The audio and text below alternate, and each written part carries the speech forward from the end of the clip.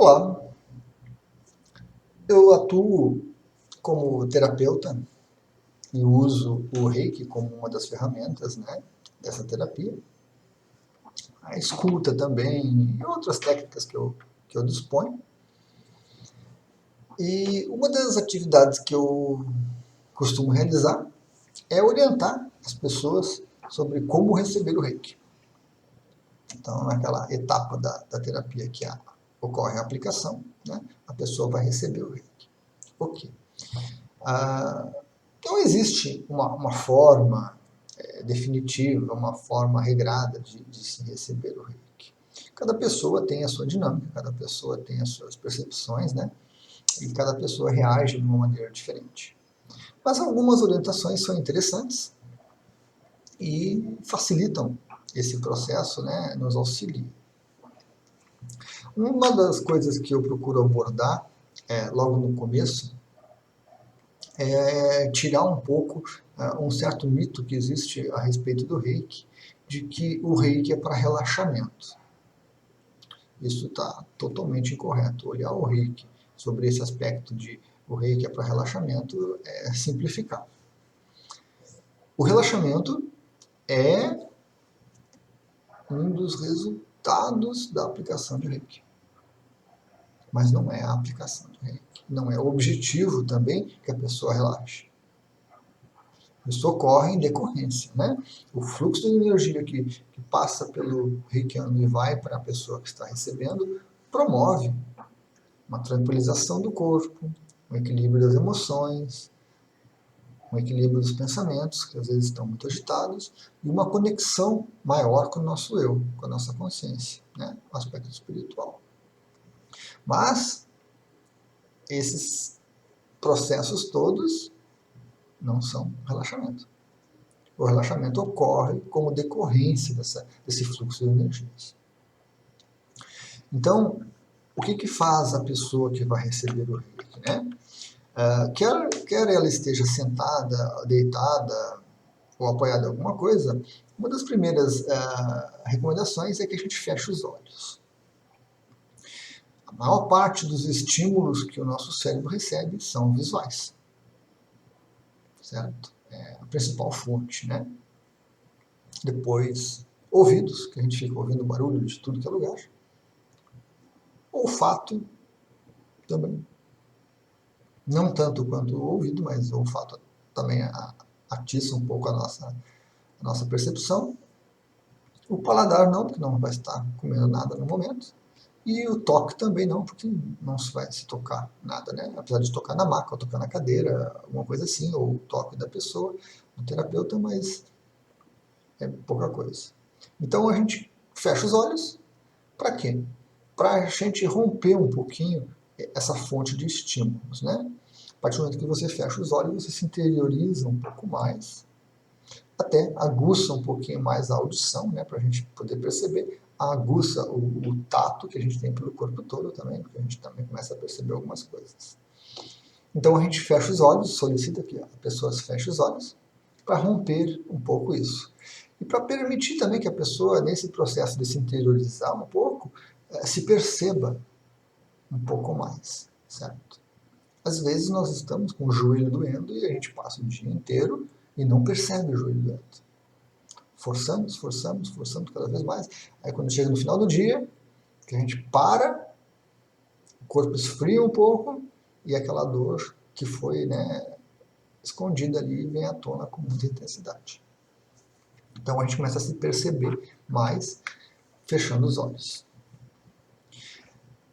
Além de quê? De que fechar os olhos a gente também se desconecta um pouco do terapeuta, né? Se desconecta do ambiente ao redor, porque não importa muito quadro ou não quadro, a pirâmide ou não a pirâmide, se o terapeuta está com a mão assim, ou a mão assim, ou a mão assim. Então, fechar os olhos é uma das recomendações principais que a gente tem.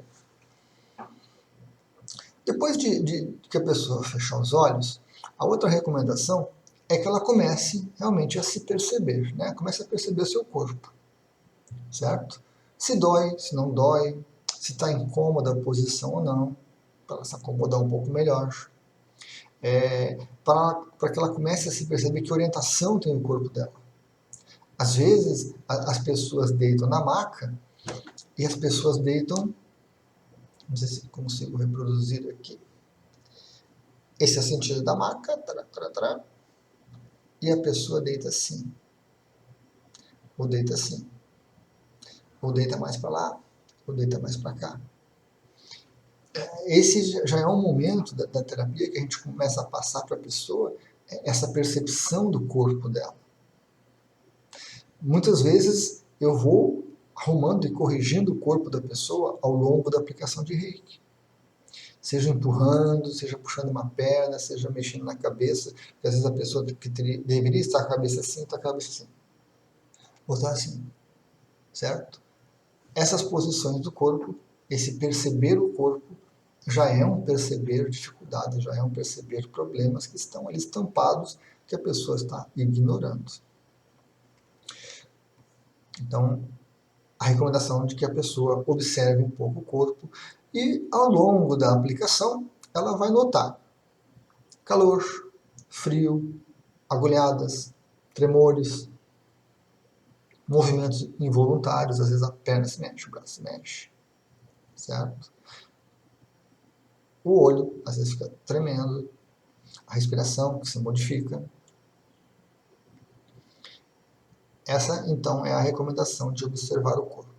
Apenas, e é importante que se coloque agora, apenas observar. E não julgar, não se preocupar com isso. Ah, eu senti uma dor no joelho. Meu Deus, ele está mexendo. O que está fazendo? O que está acontecendo? Ele apertou? Ele enfiou uma agulha? O que aconteceu? Ele tocou? Ele puxou? Não. Essa é uma das atitudes importantes durante o ato de receber o reiki. Observe. Observe. E observe. Não julgue, não se preocupe. Faça anotações mentais. Eu senti o meu joelho, depois eu senti uma dor no abdômen, depois o meu pé tremeu, a minha cabeça veio uma dorzinha bem nesse ponto, para a gente conversar com o terapeuta após a aplicação. Mas apenas observação. Então a gente começa esse processo observando o corpo, que está ali, né? Está disponível. Nessa sequência, a gente começa também a observar as emoções. Estou triste, estou angustiado, estou meio depressivo, estou meio desanimado, como é que eu estou emocionalmente, né? O que vem nesse momento? Que angústia está surgindo, esse aperto no meu peito que eu percebo fisicamente, me traz uma sensação, uma emoção. Vamos perceber, vamos observar as emoções. E vamos adiante.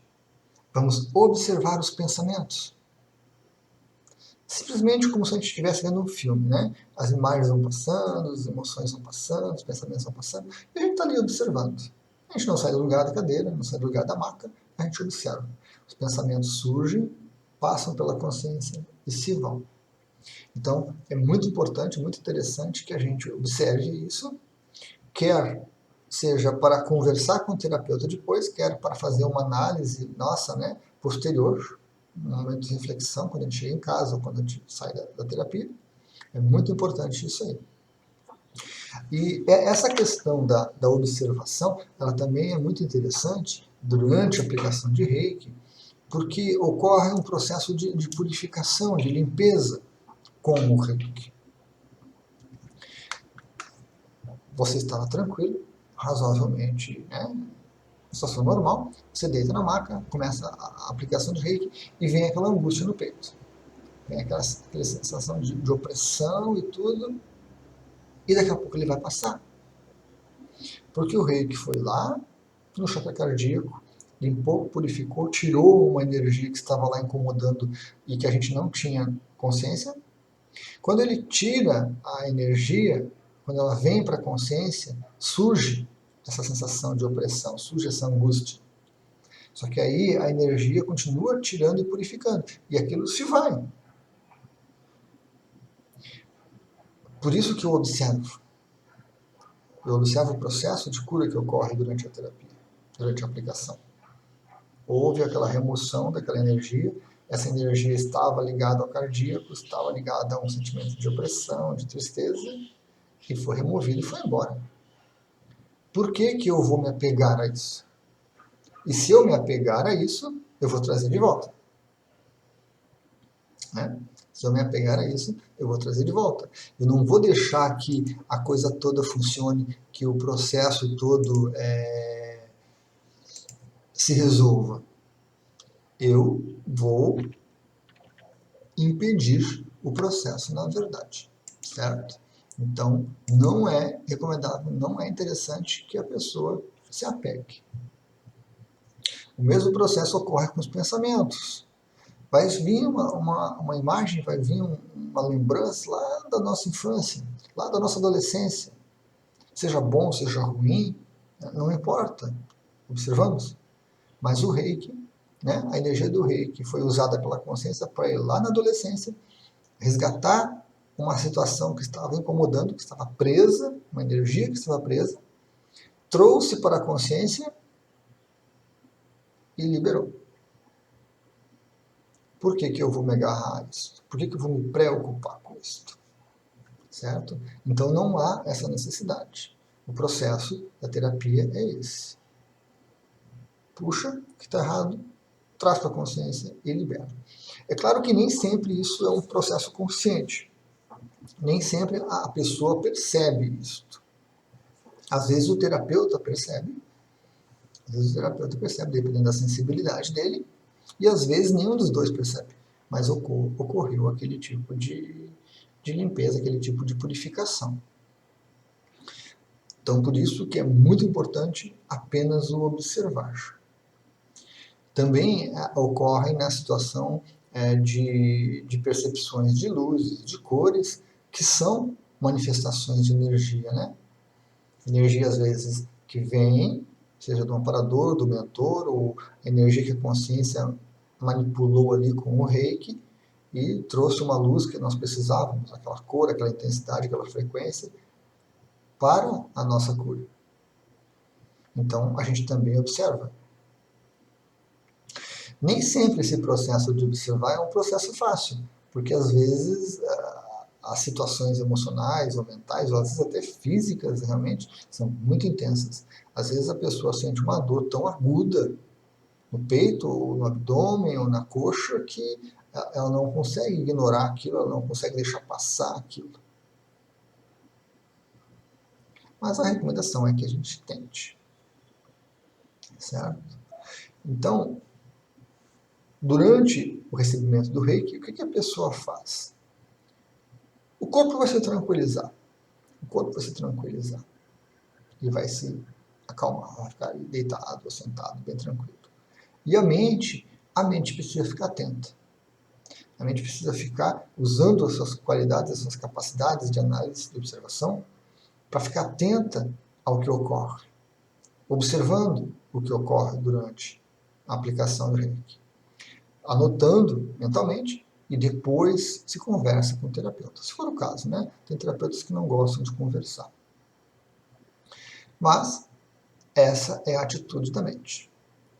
Se você não consegue, ou seja, se você apaga, se você dorme, se você vem um pensamento e ele toma consciência e você segue aquele pensamento e se perde naquele pensamento, não tem problema. Não tem problema. A aplicação continuou, a energia foi usada corretamente, a consciência aproveitou o reiki, fez as correções que necessitava, apenas nós não tivemos consciência desse processo. E muita gente dorme realmente durante a aplicação. Tá? É interessante, a pessoa não estava com energia, não estava com um momento psicológico para observar, para perceber alguma coisa. Então, o mais fácil é ela realmente apagar, desligar e a energia do reiki continuar fluindo para fazer as correções, para fazer as curas necessárias. Sempre ocorre alguma coisa. Nem sempre é percebido pelo cliente que está recebendo o reiki e nem sempre é percebido pelo terapeuta de reiki que está fazendo a aplicação. Certo? Então, essa é a postura que eu indico para quem está recebendo o reiki. Fique atento. Apenas observe. começou a julgar, começou a avaliar, começou a se preocupar, opa, calma, calma, tranquiliza. O reiki está corrigindo, a energia do reiki está sendo usada para corrigir, é tranquilo. É claro que esse processo ele se torna mais fácil quando a gente adquire uma certa confiança no terapeuta. Isso não é algo que ocorra desde a primeira vez. Quando o terapeuta já é mais experiente, né, quando o reikiano já é mais experiente e ele já sabe se conduzir, já sabe conduzir o cliente de uma forma mais amigável, né, já faz esse acolhimento melhor, o processo fica mais tranquilo. Então, a confiança se estabelece mais rápido. E, com a confiança, a gente consegue, né, entrar nesse estado de observação muito mais facilmente. Tem pessoas que lá pela terceira, quarta aplicação que conseguem realmente aproveitar desta forma. Além disso, também concorre para uma dificuldade esse momento psicológico, esse momento energético da pessoa. Às vezes a pessoa chega para uma terapia já num estado assim bem complicado, de pouca energia, de uma vibração energética, uma vibração de pensamentos muito ruim, em que ela deita na maca e ela não consegue realmente entrar em nada de tranquilidade, de acomodação. Ela deita na maca e deita tensa, ela deita preocupada, ela deita cheia de dúvidas, ela deita com aquele estado psicológico dela muito agitado. Normalmente, após a aplicação, a pessoa se sente bem. A pessoa se sente mais harmonizada, mais equilibrada, porque a energia do reiki foi usada para equilibrar isso e para tranquilizar, né? Mas isso dificulta entrar nesse estado de observação.